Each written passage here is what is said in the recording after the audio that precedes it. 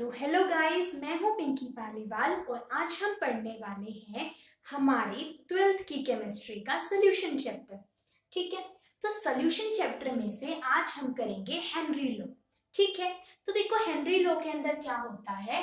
Henry law ये कहता है कि जो मास होगा, देखो लाइन से देखो, मास of gas dissolved in a liquid, यानी कि जो भी मास किसी गैस का जब किसी लिक्विड के अंदर डिसॉल्व होता है तो किसके ऊपर डिपेंड करेगा।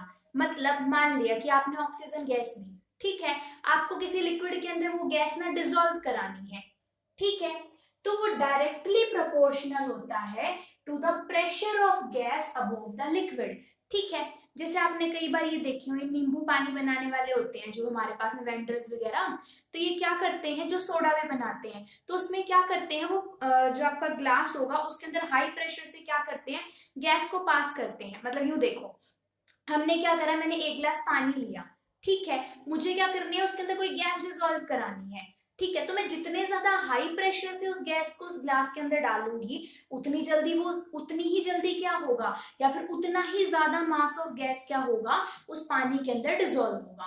मतलब यूं मान के चलो कि मान लिया कोई ग्लास के अंदर कोई गैस क्या करानी है, डिसॉल्व करानी है, तो जितना ज्यादा हम हाई प्रेशर से उस गैस को उसके अंदर पास करेंगे उतना ही ज्यादा मास ऑफ जो आपकी गैस है वो उसके अंदर डिसॉल्व होएगी।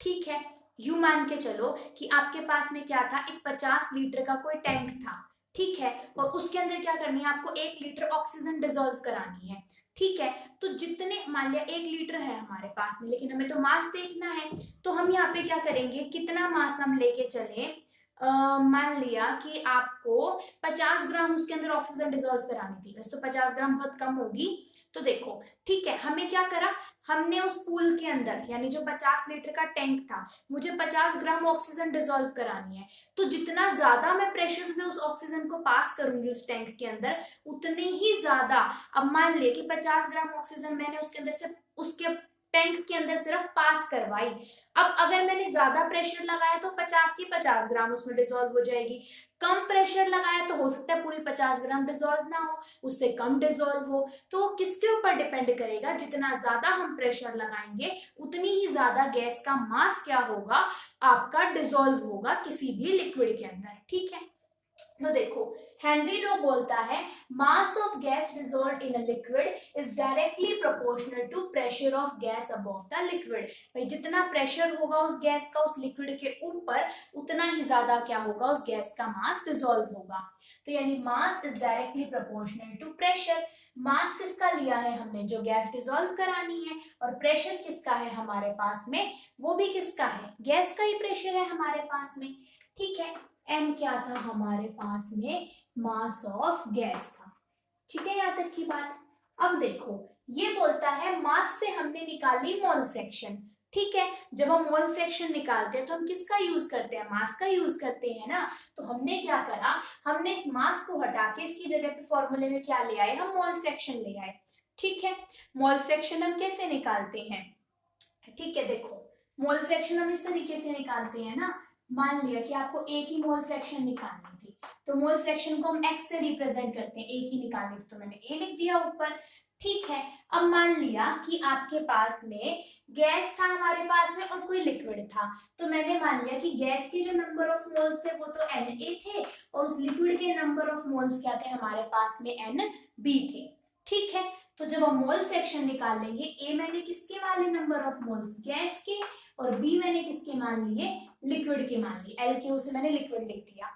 ठीक है, तो मोल फ्रैक्शन निकालेंगे तो जिसकी हम मोल फ्रैक्शन निकाल रहे होते हैं उसके नंबर ऑफ मोल्स ऊपर आते हैं और नीचे आ जाते हैं हमारे पास में टोटल नंबर ऑफ मोल्स। ठीक है, अब नंबर ऑफ मोल्स कैसे निकलते हैं, गिवन मास बाय में मोलर मास से निकलते हैं। अब आपको कोई बोल दे भाई नंबर ऑफ मोल्स निकाल के बताओ, तो नंबर ऑफ मोल्स क्या होता है, गिवन मास अपॉन में मोलर मास, यानी कि आपकी जो मोल फ्रैक्शन है वो एक तरीके से किससे निकल कर आई है, मास से निकल कर आई ना, इसीलिए हमने मास की जगह पे यहाँ पे क्या लिख दिया, मोल फ्रैक्शन। ठीक है, तो यानी मोल फ्रैक्शन जो गैस की है वो डायरेक्टली प्रोपोर्शनल हो जाएगी जितना प्रेशर से हम उस गैस को उस लिक्विड के अंदर डालेंगे। ठीक है, यहाँ तक की बात।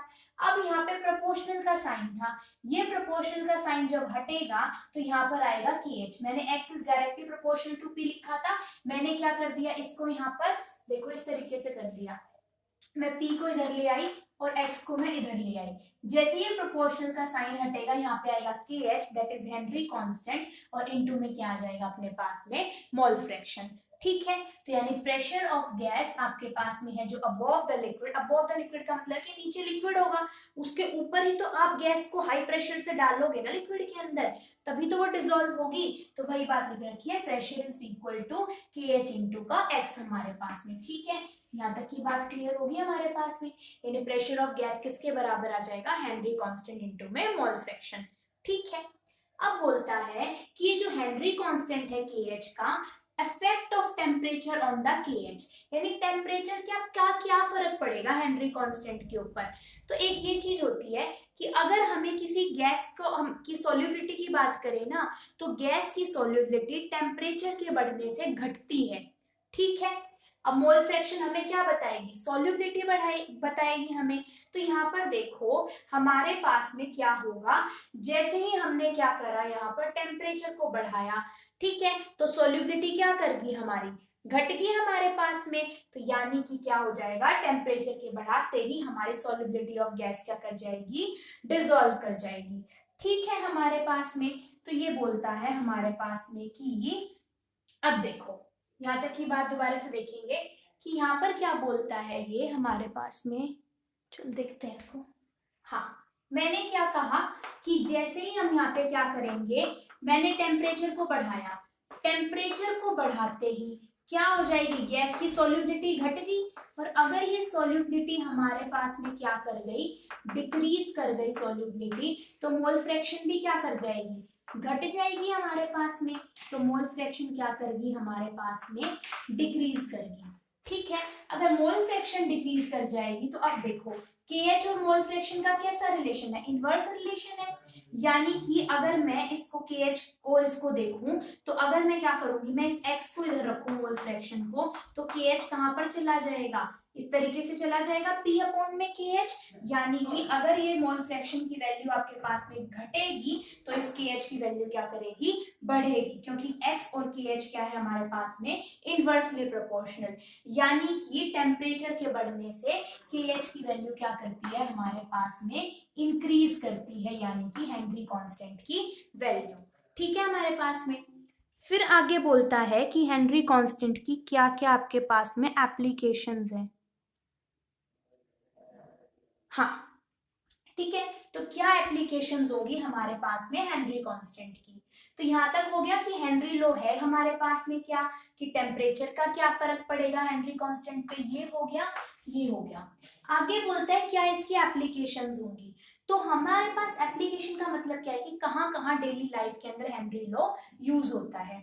ठीक है, तो अगर हम यहाँ पे देखें ना, सॉफ्ट ड्रिंक की बात करें, अगर हम बात करें कि कोई भी कोल्ड ड्रिंक है, कोको कोला को देखें, तो क्या होता है उसके अंदर, क्या होता है जो CO2 गैस होती है वो क्या की जाती है, हाई प्रेशर से कोल्ड ड्रिंक के अंदर पास की जाती है, तभी वो क्या होती है आपके पास में कोल्ड ड्रिंक तैयार होती है। कोल्ड ड्रिंक क्या है, कोई लिक्विड होगा, उसके अंदर जब हमने CO2 गैस को हाई प्रेशर से पास करा तो क्या बना, अंदर कार्बोनिक एसिड बना हमारे पास में, उससे हमारी कोल्ड ड्रिंक तैयार हुई। तो यानी ये बोलता है जितने हाई प्रेशर से हम उसके अंदर CO2 गैस को पास करेंगे उतना ही क्या होगा हमारे पास में, उसकी सॉल्युबिलिटी बढ़ जाएगी। हम देखते हैं ना कि अगर हम कोल्ड ड्रिंक की बोतल को बहुत ज्यादा देर हिलाते रहे और एकदम से खुलेंगे तो सारी की सारी कोल्ड ड्रिंक बाहर आ जाती है। क्यों, क्योंकि गैस ने क्या करा, अब यहाँ पर प्रेशर लगाया। ठीक है, हमारे पास में तो ये चीज होती है, यानी जितनी ज्यादा हम प्रेशर लगाएंगे उतनी ही ज्यादा गैस की क्या होगी, सॉल्युबिलिटी होगी। ठीक है, अगर मैं हाई प्रेशर से CO2 गैस को कोल्ड ड्रिंक के अंदर पास नहीं करूंगी तो वो कभी उसके अंदर डिसॉल्व होगी ही नहीं। ठीक, आगे दे रखा है सी डाइवर्स। तो सी डाइवर्स क्या करते हैं, जब ये लोग समुद्र के अंदर जाते हैं तो ये क्या करते हैं, ऑक्सीजन सिलेंडर लेके जाते हैं और उसके अंदर जो ऑक्सीजन गैस होती है वो हाई प्रेशर के अंदर भरी जाती है। क्यों हाई प्रेशर में भरेंगे, क्योंकि यूं मान लो कि अगर देखो नीचे की साइड अपने पास में क्या होगा, जब हाई प्रेशर के अंदर ऑक्सीजन सिलेंडर के अंदर गैस भरी होगी तभी वो हाई प्रेशर से हमारी बॉडी के अंदर जाएगी और डिसॉल्व हो पाएगी। अगर वो लो प्रेशर से भरी हुई तो वो हमारी कभी बॉडी के अंदर डिसॉल्व ही नहीं हो पाएगी अच्छे से। ठीक है, इसी चीज को हम यहाँ पे हिली एरियाज वाले कॉन्सेप्ट से समझेंगे। सी डाइवर्स तो क्या लेके गए, हाई प्रेशर पे ऑक्सीजन सिलेंडर लेके गए। भाई ऑक्सीजन सिलेंडर के अंदर हाई प्रेशर पर ऑक्सीजन भरी हुई थी ताकि वो डिसॉल्व हो सके हमारी बॉडी के ब्लड के अंदर। ठीक है, अब क्या होगा, हिली एरियाज के अंदर हम ना जैसे जैसे ऊपर जाते हैं तो क्या करता है, ऑक्सीजन का प्रेशर वहां पर घटता है। ऑक्सीजन का प्रेशर घटेगा तो ब्लड के अंदर ऑक्सीजन की सोलिबिलिटी क्या करेगी, घटेगी। तो उन लोगों के अंदर क्या हो जाता है, डिसऑर्डर हो जाता है जिसको हम बोलते हैं अनोक्सिया। ठीक है, अनोक्सिया किस वजह से होता है, भाई चक्कर वगैरह उनको आने शुरू हो जाते हैं तो किस रीजन से होता है, क्योंकि ऊपर जाते जाते क्या होता है, ऑक्सीजन का प्रेशर घट जाता है। और अगर वो हाई प्रेशर पर ऑक्सीजन नहीं लेकर गए, समुद्र में भी नीचे जाएंगे तो ऑक्सीजन का प्रेशर घटता है ना हमारे पास में। जब वो हाई प्रेशर पे ऑक्सीजन सिलेंडर को लेके जाएंगे, वो हमारी बॉडी में जाएगी, तभी क्या हो पाएगी, वो वहां पर सॉल्युबल हो पाएगी। अगर लो प्रेशर पे होगी तो वो डिसॉल्व ही नहीं हो पाएगी। ठीक है, क्योंकि हेनरी लो क्या बोलता है, जितना ज्यादा हाई प्रेशर उतनी ज्यादा सॉल्युबिलिटी ऑफ गैस। ठीक है, आगे दे रखा है फिल गैस इन सिलेंडर, यानी कि जब हम सिलेंडर के अंदर गैस भरते हैं तो भी हमें क्या करना पड़ता है, हाई प्रेशर लगाना पड़ता है, तभी उसके अंदर क्या होगी, आपकी गैस फिल की जाएगी। ठीक है, फिर आ जाती है लिमिटेशन। भाई अब इस हेनरी लॉ की क्या क्या कमियां हैं, तो हेनरी लॉ हम नहीं अप्लाई कर सकते नॉन आइडियल गैसेस के ऊपर। आइडियल गैसेस हमारे पास में होती हैं जिनके ऊपर टेम्परेचर का, प्रेशर का कोई फर्क ना पड़े, लेकिन हम इनको क्या करते हैं, हेनरी लॉ सिर्फ आइडियल गैसेस के ऊपर ही एप्लीकेबल होता है, नॉन आइडियल गैसेस के ऊपर हम इसको एप्लीकेबल नहीं करा सकते। आइडियल गैसेस वो होती हैं जो PV is equal to NRT की इक्वेशन को क्या करती हैं, फॉलो करती हैं हमारे पास में।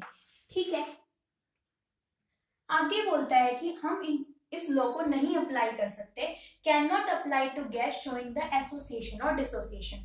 अगर कोई गैस एसोसिएट हो रही है, यानी किसी चीज के साथ में जुड़कर कोई नया कंपाउंड बना रही है, या फिर वो गैस बाद में जाके टूट जाती है दो अलग अलग आयंस के अंदर, तो उसके ऊपर भी हम हेनरी लॉ नहीं लगा सकते।